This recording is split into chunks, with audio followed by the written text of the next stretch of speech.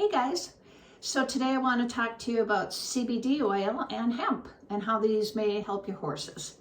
So years ago I had my own CBD company, and I was really blown away by the feedback I was getting from customers and how many different ways CBD oil was helping them. And we were talking about humans, but we also used the product for dogs and horses. And so I'm just going to tell you a little bit about what I learned and how I used CBD oil and the benefits that I saw. And then you can make your own well-informed decision as to whether this is something you want to use for your horse. So CBD stands for cannabidiol. So the hemp plant is what we're talking about here, not the marijuana plant, but the hemp plant. And hemp contains hundreds of cannabinoids, which are compounds that are found actually within our own bodies also. And in fact, the cannabinoids that are found in the hemp plant are bioidentical to the cannabinoids within our own body. Cannabidiol is one of those cannabinoids. So cannabidiol, or CBD, just happens to be one of the compounds that was most recently studied. So the endocannabinoid system wasn't even discovered until about 35 years ago. And it's really an amazing system in our body. And it's surprising that it was such a recent discovery, because it's actually the largest system in our body.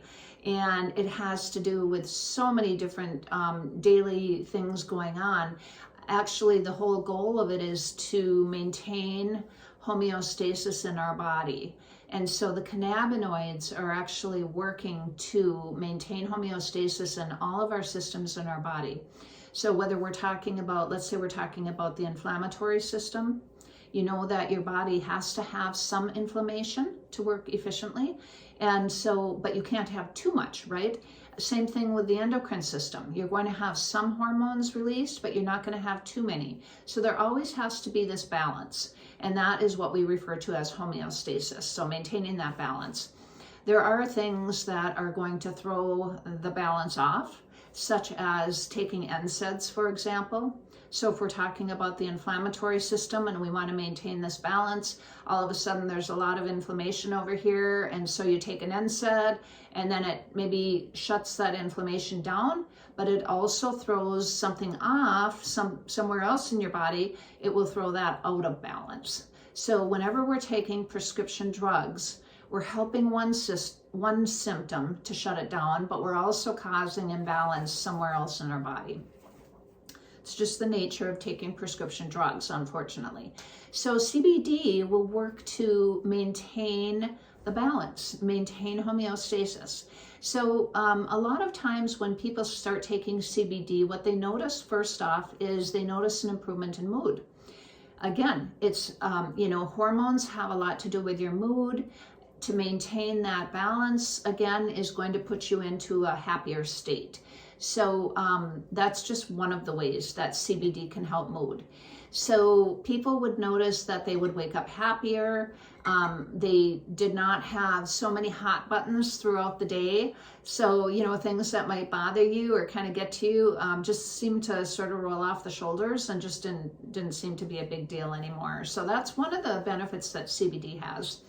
Another is sleep. Really helping with sleep. Insomnia is a huge, epidemic chronic problem out there, and CBD can help with that.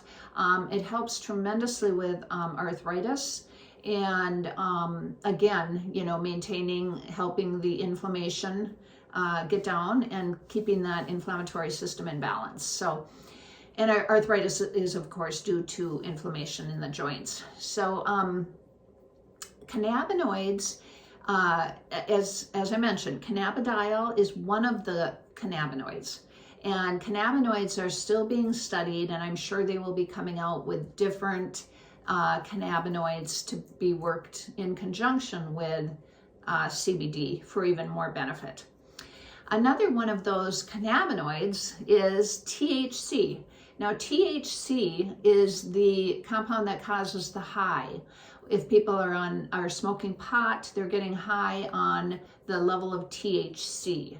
That is very, very low in CBD oils or CBD extract or hemp extract. So when you're buying CBD oil, if you're buying, you have a couple choices. You can either buy THC-free oil, or you can buy full spectrum oil.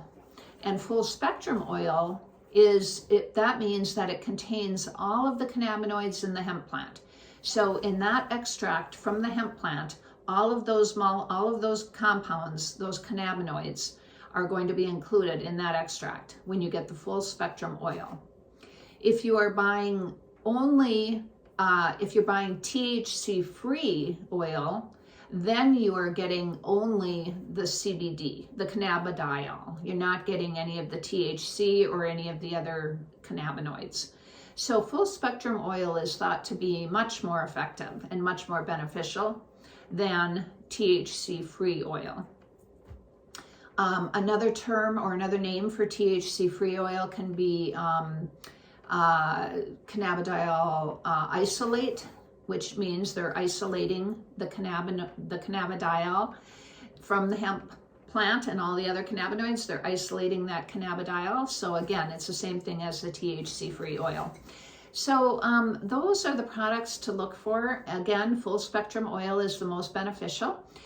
The reason that some people order or buy the THC-free is if they work in a job where they're going to be drug tested and they're fearful that a drug test may show THC, and people can lose their jobs over that. So that's a very valid concern, and it has happened.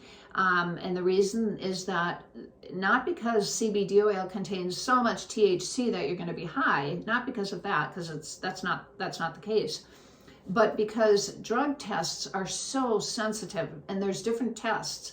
So, a test that one company uses is going to be very different than a test that another company uses. And this one might be much more sensitive and pick up small levels of THC, and that person could be fired. So it's not a risk that a lot of people want to take, and so they buy the THC-free oil. So and another thing about the endocannabinoid system. So as I say, it was just discovered about 35 years ago.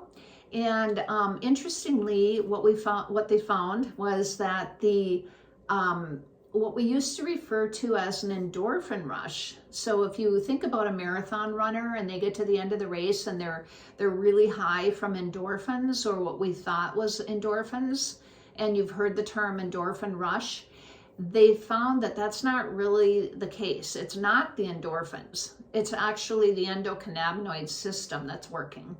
And that goes into, there's a whole nother story about how they discovered this. But so it's really not endorphins, it's endocannabinoids that are giving the person that rush. And so that was kind of interesting. So how can this help your horse? Well, in the same way that it helps humans. It's going to help to keep the horse's body in homeostasis, bring it into balance. So whatever issues the horse is dealing with, it's going to help to relieve those issues and help the horse balance everything out. So arthritis, depression, anxiety, nervousness, all of these things should be, in theory, able to be helped by CBD oil. The problem comes into knowing the correct dose, because there have been no actual studies out there to really determine the correct dose. All we can go on is anecdotal comments by people and what worked for them and what didn't work. And of course, it's always hard to know because there are differences between the hemp, the actual products. So there's differences between the companies that are producing these oils. And again, it comes down, just like with dynamite or with supplements, it comes down to, you kind of have to know the company and know that you can trust that company. Maybe you don't need to know the company personally, but you need to look and see if they have the reviews and if they've been out there a long time, or if they, are just brand new on the scene, and what the situation is before you buy. There were, when CBD first came out, there were some horrible stories of what happened to people that were buying products off of store shelves. And there were some pretty scary things that happened, and that is because there's no regulation on this product. And so people could be buying anything, even though it said CBD on the label. They didn't really have any way of knowing for sure that that's what they were getting. So again, that's why you have to be careful with what you buy out there, just like with any supplement. So the network marketing companies usually have pretty good oils, like well, I can't think of any of the network marketing companies' names offhand here because it's been a number of years since I was dealing with those. But, you know, just do your research and make sure that you're using a very prominent name and, you know, a company that seems to be producing an excellent product. Much of the oil in the U.S. comes from Gencana farms in Kentucky. And any oil that comes from Gencana is very good, generally speaking. So it's not a bad idea to ask a company where they're getting their oil and if they're getting it from Gencana. And that Gencana, Gencana, that is a high quality oil. So that's one you could look for. And there are others out there too. So getting back to dose for horses. So with humans, it really varies. Most of the time, you know, if you're buying an oil that is about, say like 750 strength, then you're taking 1 to 2 dropperfuls a day. You put the oil under your tongue. You just take an eyedropper, put it under your tongue, and keep it there as long as you can before swallowing, and it will absorb sublingually, and that's how we like to administer it with other animals as well. So if you're giving it to a dog, again, you know, sometimes you can't get it under the tongue. You could just put it at the back of the tongue, and that's fine. But the best absorption is sublingual, which is under the tongue. And with horses, the same thing. You can't always get it, you know, where you want it. So if you need to just put it in the horse's mouth, you know, that's fine.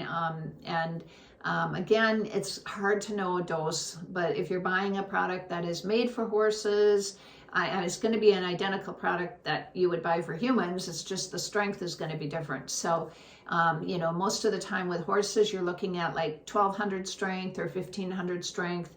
I think they even have like up to 3000 strength.